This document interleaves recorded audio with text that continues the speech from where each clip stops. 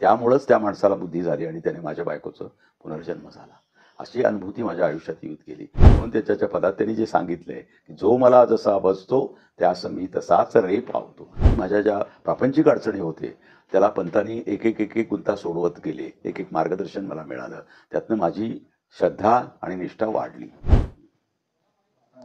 गेले 2004 पासून मी इथे आहे.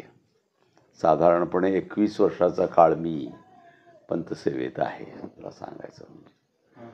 आणि मला इथं पंथसेवेसाठी बोलवण्यात आलं होतं. कानडी आणि मराठीचा माणूस म्हणून. मी मराठी माणूस जरी असलो तरी शिक्षण माझं कानडी आहे. आणि ह्याचा वसा वारसा म्हणजे फार पूर्वी ज्यावेळा पंत होते 1903ला पंतांनी आपल्या पेशाचा म्हणजे शिक्षक पेशाचा राजीनामा दिला. त्यांची तब्येत म्हणजे त्यावेळेला खालावली होती म्हणून. आणि ते बेळगावला सुंठणकर वाड्यात राहत असे. तर माझे आजोबा त्यावेळेला त्यांना काही सुचत नव्हतं म्हणून ते बेळगावला आले होते. आणि त्यांना एकाने ग्रहस्थांनी सांगितलं की इथे एक सद्ग्रस्त आहेत, त्यांना भेटा, त्यांचा आशीर्वाद घ्या, त्यांचं मार्गदर्शन घ्या म्हणून. तर ते 1903 साली पंतांना भेटायला गेले सुंठणकर वाड्यामध्ये. आणि सुंठणकर वाड्यामध्ये पंतांना नमस्कार करून त्यांनी विचारलं की मी असं बेळगावला आलेलो आहे, कुटुंब वत्सल आहे, मला काय मार्ग दिसत नाही आहे, तुम्ही मला आशीर्वाद द्यावा आणि मला पुढचं मार्गदर्शन करावं. तर त्यावेळेला पंतांनी आमच्या आजोबांना सांगितलं. त्यांचं नाव होतं अण्णाजी श्रीनिवास कुलकर्णी म्हणून. तर त्यांनी त्यावेळेला सांगितलं की माझा भाऊ नरसिंग म्हणतात त्याला, नरसिंग वकील आहेत ते, त्यांच्याकडे वकील कारकून म्हणून उद्यापासून तो कामाला सुरुवात कर. आणि नंतर पंतांचं महानिर्वाण 1905ला झालं. त्याच्यानंतर त्यांनी ते त्यांच्याकडे जे काय काम करत होते ते काम तसंच सुरू केलं. ते पुढं त्यांचं त्या वाड्यात ऑफिस होतं जे समादेवी गल्लीमध्ये आता पंतवाडा होता पूर्वी, आता त्याचा पंत कॉम्प्लेक्स झालेला आहे. तिथं त्यांनी काम सुरू केलं. नरसिंग पंतांचं सहाय्यात 1927पर्यंत त्यांनी त्या ऑफिसमध्ये वकील म्हणून काम करत होते. तितके दिवस माझे आजोबा त्यांच्याकडे होते. म्हणजे हा एक संदर्भ आहे, वसा वारसा आहे. आणि जेणेकरून मला 2003 साली बोलवण्यात आलं होतं की 2005ला इथे शताब्दी होणार आहे, पंतांच्या महानिर्वाणाचं 100 वर्ष होणार आहे. तर त्या निमित्तानं मला 1 वर्ष माझ्या प्रापंचिक अडचणी बऱ्याच होत्या, मुलींची लग्न वगैरे होती, त्यामुळे मी लगेच काही येऊ शकलो नाही. पण 2004 साली मुलींची लग्न झाल्यानंतर मला इथं यावं लागलं किंवा येणं भाग पडलं किंवा मला बोलवणं आलं आणि मी आलो. आणि 2004पासनं 2005ला मोठ्या प्रमाणात शताब्दीचा उत्सव झाला मला सांगायचं म्हणजे. त्या कार्यक्रमात कानडी मराठीचं लिखाण वगैरे सगळं काम होतं, त्याच्यात माझा सहभाग होता.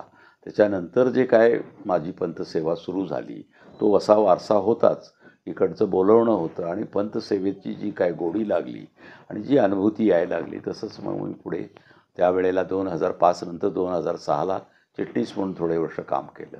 नंतरच्या काळात थोड्याशा अडचणी आल्या म्हणून मी बाजूला झालो. पण नंतर मग याच सेवेमध्ये इथं होतो आणि मला इकडे जनसंपर्क देण्यात आलं होतं. आलेल्या लोकांना सगळ्यांच्या पंतांच्याबद्दलची माहिती सांगायची. कानडी माणूस येऊ दे, मराठी माणूस येऊ दे, ते दोन्ही भाषेचं मला जे काही ज्ञान होतं किंवा अवगत झालेले होते त्यातनं मी दोन्ही भाषेतल्या लोकांना पंतांच्याबद्दलची, अवधूत संप्रदायाबद्दलची, इथल्या परिसरबद्दलची माहिती सांगणं हे प्रामुख्यानं माझं काम होतं. त्याच्याबरोबर थोडीशी सरकारी कामं जी कानडीशी निगडीत आहेत किंवा देवस्थानच्या सरकारी कामाशी निगडीत आहेत किंवा काही कोर्टाचे पण मध्यंतरीच्या काळात काही गोष्टी व्यवहार आले ते पण माझ्यावर जबाबदारी टाकण्यात आली होती, त्यामुळे ते पण मी निभावत आलो होतो पंतकृपेनं. हे सगळं जे काय झालेलं आहे त्या मागे पंतांचीच कृपा आशीर्वाद असल्यामुळं त्या गोष्टी घडत गेल्या आणि मला या संस्थेमध्ये या वातावरणात मी रमत गेलो आणि मला एक प्रकारची गोडी लागली. आणि त्याचा परिपाक म्हणजे बऱ्याच गोष्टींची माझ्या ज्या प्रापंचिक अडचणी होते त्याला पंतांनी एक एक गुंता सोडवत गेले. एक एक मार्गदर्शन मला मिळालं. त्यातनं माझी श्रद्धा आणि निष्ठा वाढली. त्याच्यानंतर 2022 साली अ, आमच्या मंडळींना कोविडचा, आम्ही सगळे कोविडमध्ये पॉझिटिव्ह होतो. त्यावेळेला फार एक कठीण परिस्थिती होती. माझ्या मंडळींची तर अगदी परिस्थिती नाजूक होती. त्यावेळेला आम्हाला दवाखान्याला पाठवण्यात आलं, पण दवाखान्यात कुठं बेड मिळत नव्हतं, कोणी आत घेत नव्हतं. अशाही परिस्थितीत कोण पंतांची प्रेरणा कोणाला एक एक वेळेला त्याच्या त्या नोकरीवर त्यानं उदार होऊन एका माणसानं आम्हाला आत घेतलं, ऑक्सिजन लावलं, जेणेकरून माझ्या पत्नीचं त्यावेळेला पुनर्जन्म झाला. त्याच्या मागे संपूर्ण मला खात्री पटली की हे कुठंतरी कोणाचे तरी आशीर्वाद आहेत. त्यामुळंच त्या माणसाला बुद्धी झाली आणि त्याने माझ्या बायकोचं पुनर्जन्म झाला. अशी अनुभूती माझ्या आयुष्यात येत गेली. परवासुद्धा मला अगदी या 2025 साली जूनमध्ये सुद्धा अशीच काहीतरी परिस्थिती निर्माण झाली होती. त्यावेळेला सुद्धा मला अशी अनुभूती आली की पंत पाठीशी होता, म्हणून मला त्या परत माझ्या मंडळींच्या वर आलेला एक बाका प्रसंग पंतांनी पार केला. म्हणजे हे 2 उदाहरणं मला अगदी ठासून मला खात्री पटली, अनुभव देऊन गेले की जेणेकरून बाबा कुणाचा तरी कृपा आशीर्वाद, म्हणजे कुणाचं तरी म्हणजे म्हणायचं काय आहे की पंतांच्या चरणीच मी होतो. 20 वर्ष माझी सेवा रुजू झाली होती आणि पंत माझ्या पाठीशी राहिले. माझ्या बऱ्याच प्रापंचिक अडचणीला त्यांनी मार्ग दाखवला आणि 2 वेळेला माझ्या पत्नीचा पुनर्जन्म केला. हे सांगण्यामागचा माझा हेतू एवढाच आहे की मी जे काय आता तुम्हाला ह्याच्या आधीसुद्धा सांगितलं की पंतांच्या चरणी अनन्य श्रद्धा जर ठेवली, म्हणून त्याच्या पदात त्यांनी जे सांगितलं आहे की जो मला जसा भजतो त्यास मी तसाच रे पावतो. तुमची जर अनन्य भक्ती, अनन्य श्रद्धा पंतावर असेल तर आमचे भोग आहेत, आमच्या जीवनात वर चढ उतार होणार आहेत किंवा प्रसंग येणार आहे, पण त्या प्रसंगात तारण्यासाठी त्यांची जे काय कृपा आशीर्वाद किंवा कृपादृष्टी लागती, ती जर आमची जर त्यांच्यावर श्रद्धा असेल तर पंत आम्हाला तारतो, याची मला संपूर्ण खात्री पटलेली आहे.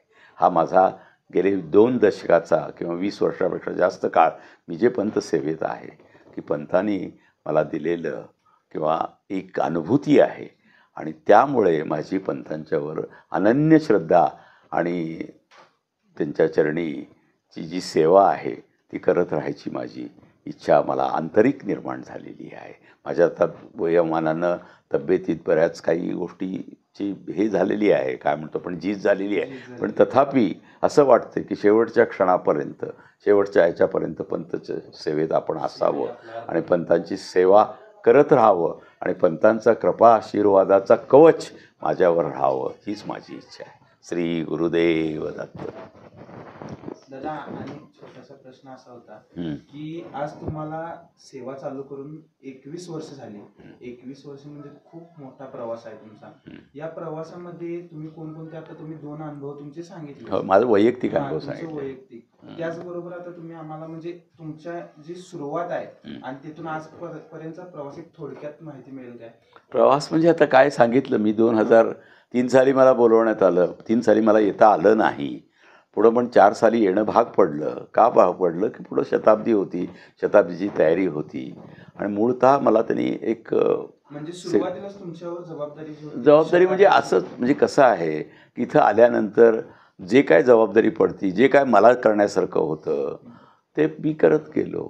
त्यातनं माझी अशी श्रद्धा वाढत गेली आणि पंतचरणीची सेवा जी रुजू होत गेली म्हणजे याचा अर्थ काय की इथं राहिल्यानंतर सेवाभाव हा महत्त्वाचाच असतो. सेवेसाठीच आम्ही होतो, आम्हाला सेवेकरीच म्हणतात. तर आम्ही सेवा करत गेलो, पण त्यातनं पंतांनी अशी आम्हाला अनुभूती देत गेली. आणि हे माझे वैयक्तिक सांगितलं, पण मी कित्येक लोकांचे कित्येक अनुभव ऐकतो की त्यांनी येऊन पंतचरणी अशी प्रार्थना केल्यानंतर त्यांच्या जीवनातल्या बऱ्याच गोष्टीला पंतांच्या त्या आशीर्वादानं, कृपाआशीर्वादानं त्यांच्या गोष्टी घडत गेल्या आणि त्यांचं येणं आपोआप वाढत गेलं. कोण 5 पौर्णिमे करतं आहे, कोण काहीतरी आपण नवस बोलतो, पण त्यांच्या त्या सगळ्या गोष्टीला त्यांचा जो भाव असतो त्याप्रमाणे ते पंतांच्याकडनं त्यांना आशीर्वाद मिळतो आणि त्यांच्या गोष्टी सुकर होतात. हे कित्येक लोकांच्याकडनं मी माझ्या जे काय जनसंपर्क म्हणून मी जे काय मी इथे काम करत होतो त्यावेळेला लोकांचा जो संपर्क यायचा ते सांगायचे की बाबा आम्ही इथं आलो, इथं आम्हाला बऱ्याच गोष्टींची अनुभूती मिळाली. आता एक मुंबईची एक बाई येत होती पूर्वी, म्हणजे मी त्यांना बघितलं नाही, त्यांची मुलं मला भेटली. तर म्हणाले माझी आई आली होती आणि एक अमावस्येला ती आली होती. अमावस्येला येऊन तिनं पंतचरणी काहीतरी प्रार्थना केली होती. त्यावेळेला अगदी त्यांची परिस्थिती फारच अगदी निकडीची होती आधीपर्यंत. पण त्यातनं तिला ते इथं येऊन गेल्यानंतर तिथं जे काय पुढं मार्गदर्शन मिळालं, त्यातनं तिची मुलं मोठी झाली, त्यांचा व्यवसाय सुरू झाला. पण तिचा शेवट होत असताना तिनं सांगितलं, तिनं पंतांकडे यायचं चुकवलं नाही. ज्या ज्या वेळेला जमेल त्याच्या वेळेला यायचं. ती अमावस्येला आली होती, परत ती अमावस्येला यायचा प्रयत्न करत होती. आणि शेवट आपल्या तिचा शेवट होत असताना तिनं आपल्या मुलांना सांगितलं, गुजराती फॅमिली ती तुम्हाला सांगायचं म्हणजे महाराष्ट्रीयनसुद्धा नव्हे, पण त्यांना ते सांगितलं होतं की पंतचरण किंवा पंतांच्यावरची जी श्रद्धा आहे ते सोडू नका. तुम्ही अमावस्येला जाऊन तिथं तुम्ही अभिषेक करा, असं त्यांच्या आईनं त्या मुलांना सांगितलं. आणि ती मुलं 22 वर्ष सातत्यानं येत होती. तसेच एक रेल्वेमध्ये काम करणारे अद्याप येतात, ते कर्णिक म्हणून आहेत, त्यांची अमावस्या चुकत नाही. अमावस्या म्हणजे अमावस्या आणि पौर्णिमा हे पर्वकाळ म्हणतात. हे महिन्यातनं येणारे 2 महत्त्वाचे चढ उतार आहेत सूर्यचंद्रामधले. आणि आमच्याकडे अमावस्या आणि पौर्णिमेला पालखी असते. पालखी वेगवेगळ्या भक्तांनी, वेगवेगळ्या भक्तांचे जे काय समूह आहेत, गाव आहेत, त्यांनी ती पालखी आपल्याकडे घेतलेली आहे. त्यामुळं पालखी सेवाही असते. आणि मुख्य म्हणजे काय आहे की पंतचरणी येऊन अभिषेक करणं, इथल्या अभिषेकाचं महत्त्व अनन्यसाधारण आहे. म्हणजे दुसरीकडं कुठंही असं मिळणार नाही की कोणीही असू दे, आमच्याकडे भेद नाही, भाव नाही. पंतांच्या दरबारमध्ये कुठलेही स्त्री पुरुषामध्ये, स्त्रियामध्ये सुद्धा बऱ्याच लोकांना की बाबा विधवा आहे म्हणून तू बाजूला राहा किंवा तुला प्रवेश नाही वगैरे असं म्हणतात. पण इथं पंतांनी केलेली क्रांतीमध्ये कर्मकांडाची बरीच बंधनं त्यांनी बाजूला काढून टाकल्यामुळं समाजातल्या सर्व लोकांना त्यांनी जवळ केलेलं आहे. म्हणून 2 शब्दात सांगतात, पंत जातीनं ब्राह्मण होते पण त्यांनी 18 पगड जातीला कवटाळलं. म्हणून पंतांच्या या समूहात, शिष्य समूहात किंवा उत्सवाला जे लाखो लोक जमतात, त्यातला समाजातला खालचा वर्ग जो आहे तो पंताला अनन्य भावे भासतो. पंतांचं प्रबोधन किंवा पंतांच्यावर ठेवलेली जी श्रद्धा आहे, त्या श्रद्धेपोटी त्यांना आलेले जे अनुभूती आहेत ते पिढ्यानपिढ्या लोक येतात. मला सांगायचं कर्नाटक आता काय आहे, ह्याचा प्रसार, अवधूतचा प्रसार महाराष्ट्रात पंतांचे शिष्य जाऊन खानदेश म्हणजे जळगाव वगैरे ह्या भागातसुद्धा झालं. नाशिक, पुणे, ठाणे, मुंबई आणि बेळगाव, आपलं कोल्हापूर वगैरे आहे. बेळगावचा पंचक्रोशीतला भाग आहे. चंदगडचे लोक जे आहेत, चंदगड तालुका कोल्हापूर जिल्ह्यात आहे, ते बेळगावला जवळ आहे. पण चंदगडचे जे लोक आहेत ते येऊन उत्सव करतात. इथे उत्सव करतात म्हणजे त्यांची जी पिढ्यानपिढ्या ते पालखी वाहक आहेत किंवा त्यांची जी काय सेवा आहे, 5 गाव आहेत ती, म्हणजे हे जे काय आहेत, ही जी गोष्टी चालत आलेल्या आहेत या संस्थांच्या बाबतीत, त्या लोकांना ती जी काय पंतांच्या अनुभूती आलेली आहे, त्या आजोबांनी मुलाला सांगितलं, मुलांनी नातवाला सांगितलं, असं ते पिढ्यानपिढ्या ही श्रद्धा आणि ही श्रंखला चालत आलेली आहे. हे इथलं खरं वैशिष्ट्य आहे. ते तेवढे लोक केवढे येऊन ते पंतांची पालखी व्हायचं म्हणजे काय साधी गोष्ट नाही आहे. पण ती गोष्ट ते लोक पिढ्यानपिढ्या करत आलेत.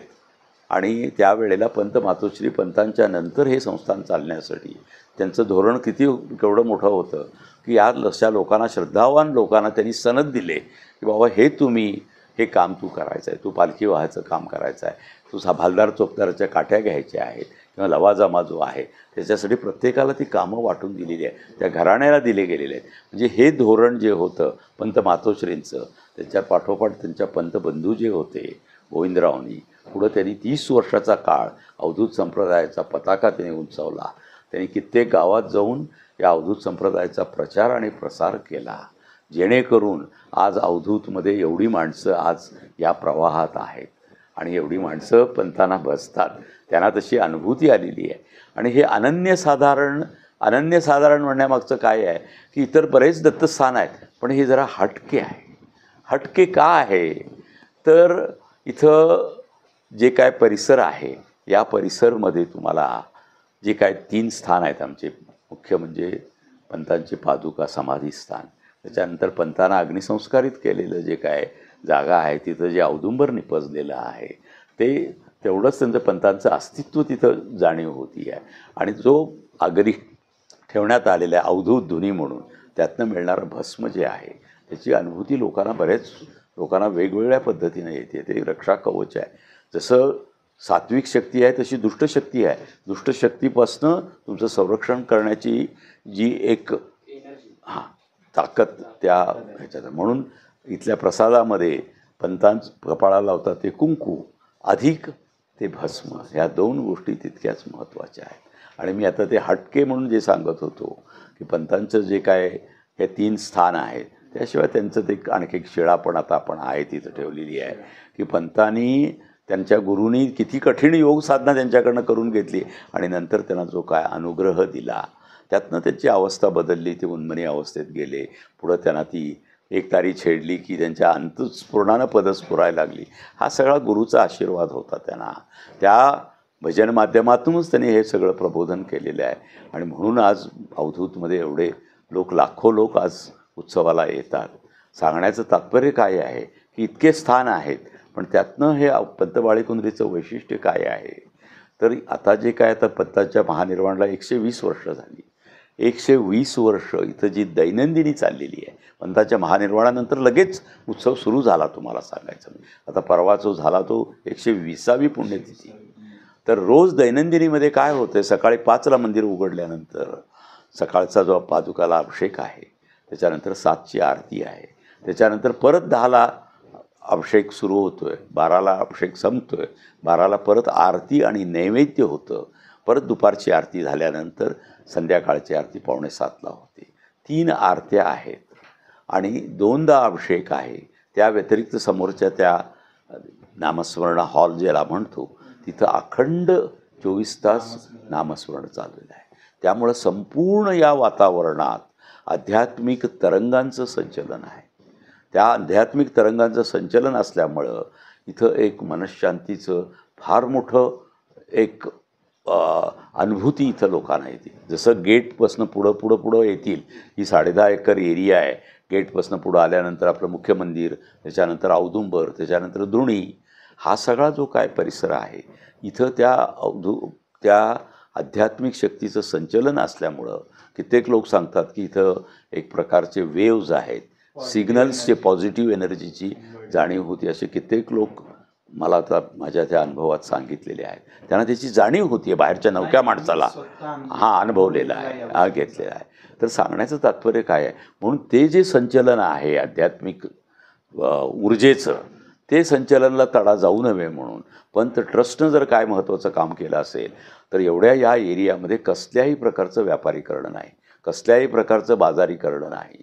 एक फूल आणि नारळ आणि कापराचं दुकान होतं ते सुद्धा बाहेर आहे. एक फूलवाला होतं त्यालासुद्धा बाहेर जागा दिलेली आहे.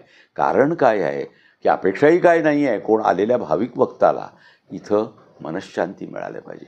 मनःशांतीचं असं मोठं ठिकाण तुम्हाला कुठेही बघायला मिळणार नाही. म्हणून हे हटके म्हणायचं तुम्हाला सांगायचं म्हणजे एवढे स्थान आहेत, पण हे काहीतरी आगळं वेगळं या स्थानाचं वैशिष्ट्य आहे, याची नोंद घेण्यासारखी आहे तुम्हाला सांगायचं. म्हणून हे पंत बाळेकुंद्रीचं स्थान जे आहे मनःशांतीचं फार मोठं ठिकाण आहे, असं अगदी छातीठोकपणे सांगण्यात येईल. फक्त उत्सवात लाखो लोक जमतात. म्हणजे कसं आहे, जे पंत अवधूत संप्रदायामध्ये ज्यांनी गुरुबंधू म्हणतो आम्ही, अनुग्रह घेतलेला आहे, त्यांनी 3 दिवसाचा पंताचा उत्सव कुठेही जरी असलं तरी येऊन करावं, असा जो एक अलिखित दंडक आहे त्याच्यामागे लोक सगळे जमतात. 3 दिवस जमलं नाही तरी 1 दिवस कोण झेंड्याला येते, कोण पालखीला येते. पालखीला म्हणजे पालखी हा पंत पुण्यतिथीचा महत्त्वाचा दिवस, अश्विन वद्य तृतीया, त्या दिवशी लोक पालखीला असतातच. आणि महाप्रसादही तितकाच महत्त्वाचा आहे. महाप्रसादामागची काय भूमिका आहे की पंतांनी जे काय सर्वधर्म समभावचा जो काय एक संदेश दिलेला आहे, त्यातनं महाप्रसादाला कोण लक्षाधीश असू दे, कोण भिक्षाधीश असू दे, कुणी काही असू दे, त्यांनी पंताचा प्रसाद खाली बसून मांडीला मांडी लावून त्यांनी सगळ्यांनी, कुठल्याही माणूस असू देतो, त्यांनी एकत्रित प्रसाद घ्यावा, हा त्याच्या मागचा संदेश आहे. म्हणून 50,000 लोकांचा प्रसाद होतो आणि तो प्रसाद तेवढ्याच भक्तिभावानं लोक त्याचा स्वीकार करतात आणि त्या प्रसादासाठी म्हणून लोक धावत येतात आणि ते प्रसाद घेऊन आपल्या घरी घेऊन जातात, पळत जातात. म्हणजे असे 3 दिवसाचा हा जो उत्सव आहे हा सुद्धा अलौकिक वेगळाच आहे काहीतरी उत्सव. आणि त्याच्या मागे प्रत्येक गोष्टीमागे एक संदेश आहे पंतांनी दिलेलं, त्याचा आपणाला एक अर्थबोध होणं गरजेचं आहे. म्हणून हे जे संस्थान किंवा पंत देवस्थान ह्याची महती फार वेगळी आहे, एवढंच मी सांगून माझे 4 शब्द संपवतो. श्री गुरुदेव दत्त.